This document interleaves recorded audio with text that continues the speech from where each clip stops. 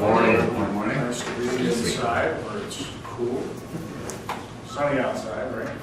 Thank you all for being here today. We have a number of announcements and guests. I want to, because he's got to depart for another event, I want to bring up David Adams for announcement about public officials dialogue. David, good morning. Morning. Morning. A week from today, next week Wednesday at noon, until just a little before 1 o'clock, meeting at the Chamber of Commerce in suite number 100 on the ground floor. We will be convening our 127th dialogue event for public officials and others who wish to attend here in Allen County and Lima. Can't believe it's that many. We've been doing this now for more than a decade. We're well into our second decade, and thus far without altercation. So I do invite all of you of an interest to the dialogue next Wednesday, July 26th, begin at noon. We're over a few minutes before 1 o'clock, so those with actual day jobs can get back to work in a timely fashion. Our keynote speaker will be none other than the Lima Chief of Police, Kevin Martin, who will be speaking briefly about police-community relationships here in Lima and, by extension, in Allen County. That will be the prompt for our dialogue conversation through the rest of the time together. So, please plan to attend, and we look forward to seeing all of you. Thank you. And that's a good segue to introducing Chief Martin, who will talk about the fact of why we're here at this particular location on this particular day. So, Chief? Mayor, thank you, and good morning to everyone that's here in attendance. And it is actually, again, with a great deal of excitement. This is now our 5th substation that we've opened since we began this reinvigoration of community policing about 2 years ago now. And each one's been very exciting because each one is just a furtherance of our desire, and I believe the community's desire, for the police and the community to better partner with each other. I think about Sir Robert Peel's Principles of Policing that he wrote a couple of centuries ago. And the very first one is the police are the community are the police. And it's one of those things that we've got to break down those barriers and not continue to think about us and them. It's much, much more important than that we have to be able to work together. And this is just a tangible representation of our desire to do that.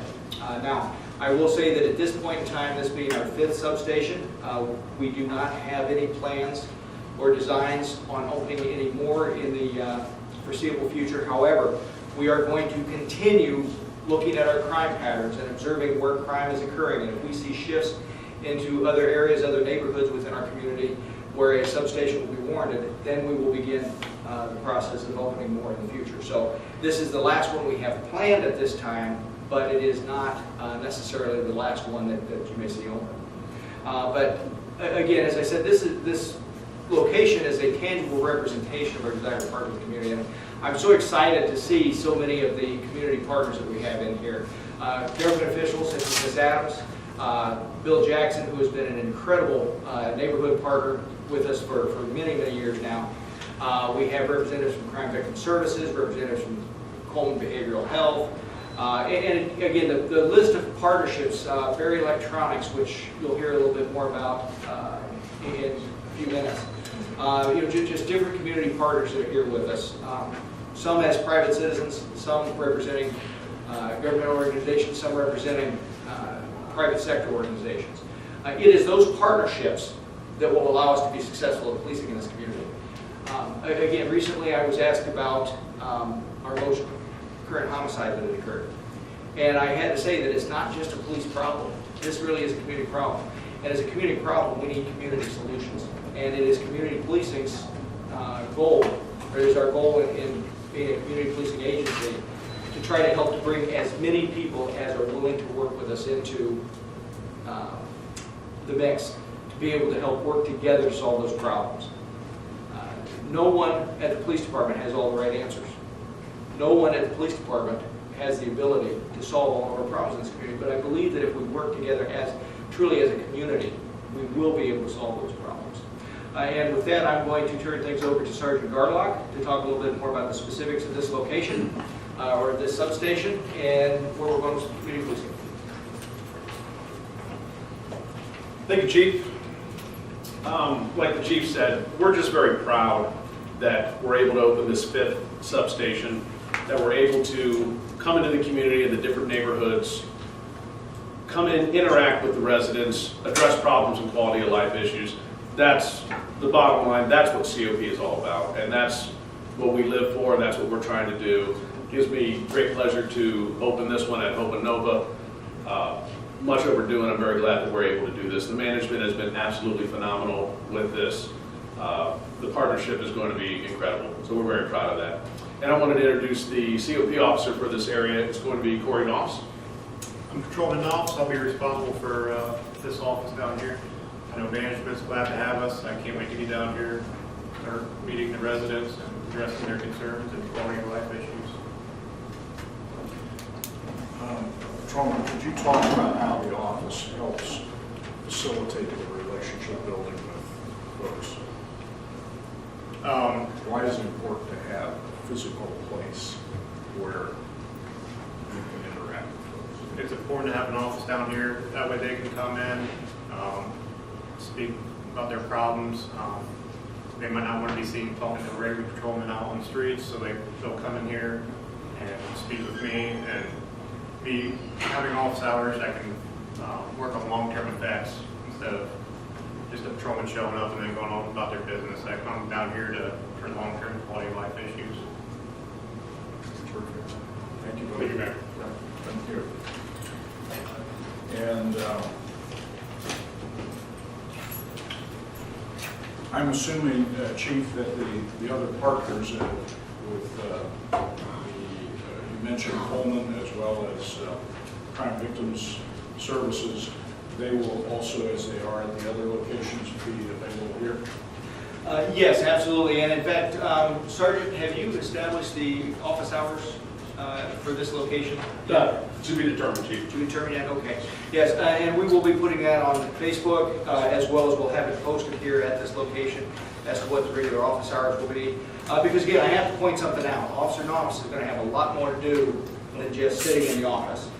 Part of the time he will be in the office, but much of that time he's going to actually be out in the community, knocking on doors, talking to people sitting on the porches, and making himself accessible in different ways, as well as there will be times when he will be out taking enforcement action for problems that have been identified to help clean those problems up.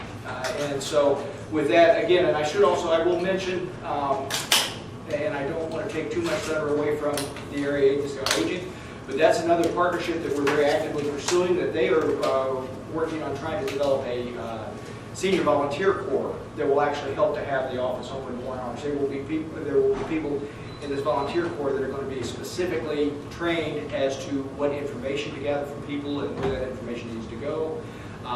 But again, that will allow us to have somebody physically present in the office, while at the same time the officer is out doing what he needs to be doing outside the office. So again, we're very excited about the direction where this is going, and I cannot overemphasize the fact that we could not do it alone. We don't have enough police officers, and I don't think people want to pay taxes to the levels that would allow us to have enough police officers if we were to be the only ones to do this. So the community volunteers are just so very vital, and we're just so very grateful. Very good. And Officer Wireman, you're here to make a special presentation. Good morning, everyone. Good morning. My name is Officer Justin Wireman. I'm a COP officer here in the city of Lima. We're going to give a plaque out to members of Barrier Electronics. So without further ado, Brian and Scott, can you come up here with me? So back in early April, we were approached by Barrier Electronics to maybe do a partnership with them in terms of our Summer Police Academy. They put on a gaming tournament every year, and then they make money from that and then they donate that money back to the community. This year they chose the Summer Police Academy and the COP program. The gaming tournament was April 29th. How many years has it been? 10 years. So it's a phenomenal tournament. We got to go out, we got to play some games, and the kids tore us up pretty bad. We got shown up really quick that we're not very good at that anymore. So they raised $1,500, which they generously donated back to the COP and the Summer Police Academy. Our academy was held June 20th through the 23rd. It was 4 days of interactive things that the police officers get to do. We did everything from scenarios to we actually had active shooter, where we were able, with the money raised, purchase airsoft guns to where they actually got to shoot at targets and other items like that. It was a very great thing. We had other sponsors that came in and helped us. We had Jerry Lewis McDonald, the RTA, Beer Barrel, the Lima City Schools, along with the SRO program and the school resource officers. They took a vital role in the Summer Police Academy, teaching classes, teaching what to do in active shooters too. QP, Crosshairs, the Walmart on Allentown, and then I can't say enough about Rhodes and Rick Stolley. On the last day, they take everything they've learned over 3 days, and they actually have crime teams that they have to go in and take care of, and they find suspects through fingerprinting and things like that. So without their generous donation, none of this would be possible. So we have a plaque. It's a picture of all the students, which we're right around the 30. We graduated 30 this year from that. So without further ado, here's their plaque.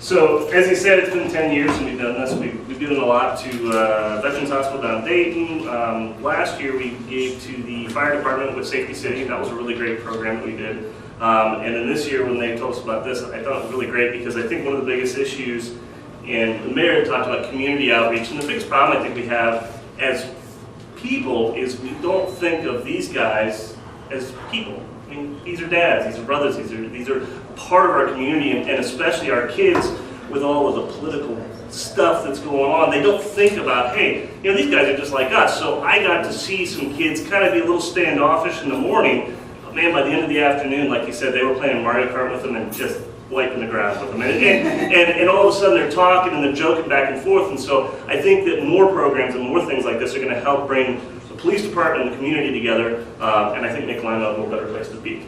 Thank you. Thank you again, guys.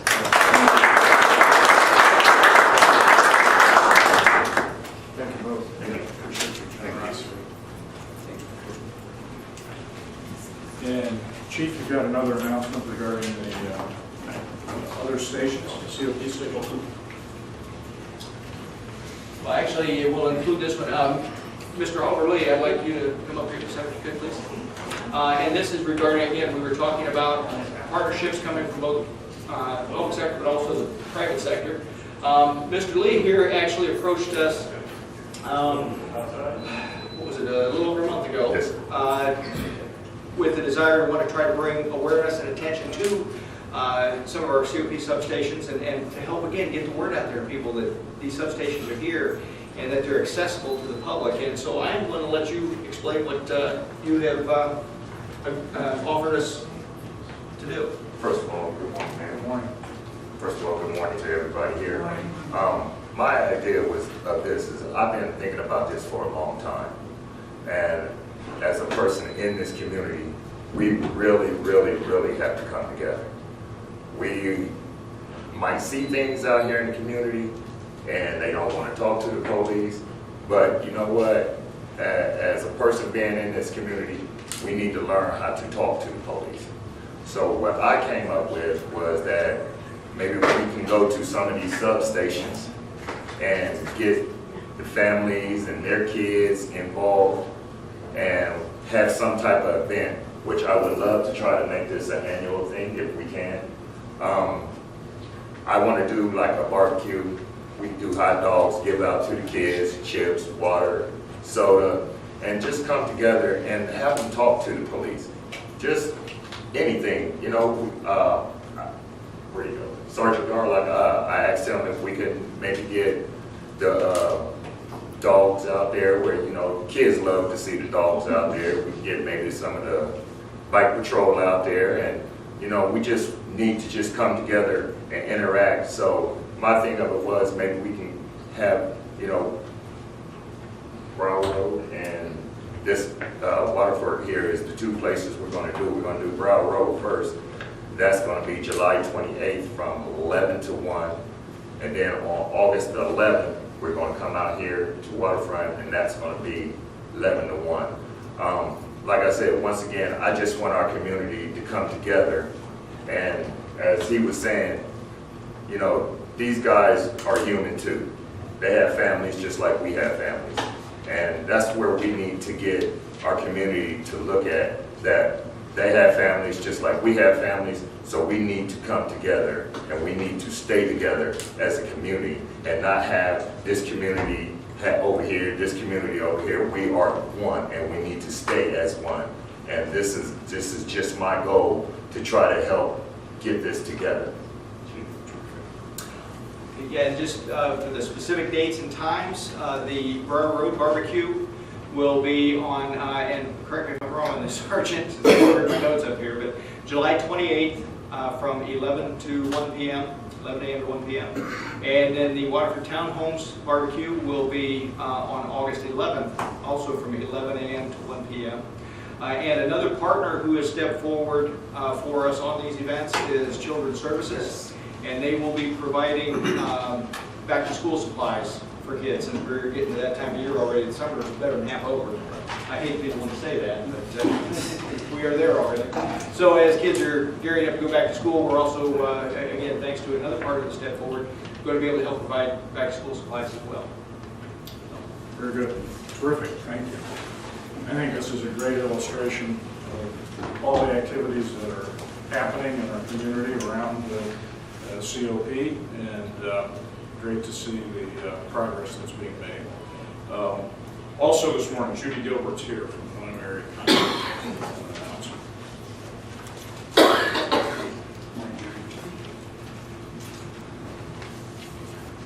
Before I say what I came to say, I want to say to Kevin Martin how proud I am of him. He was a student of mine in the Lima City Schools, and it is wonderful to see you here leading all of these programs that you have in the police department now. Thank you so much.